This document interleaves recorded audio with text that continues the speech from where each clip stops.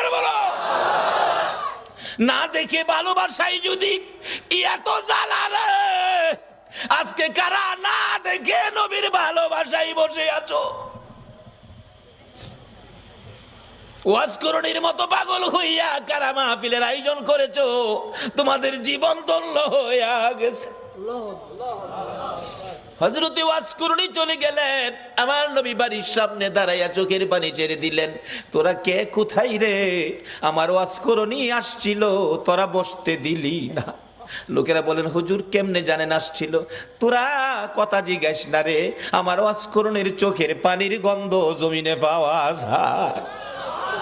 যেই নবীর ভালোবাসার চোখের এক ফোঁটা পানির দাম আল্লাহর আরশের চাইতেও বেশি, যেই নবীর ভালোবাসার একটা ফোঁটা চোখের পানি যদি কারো জমিনে পড়ে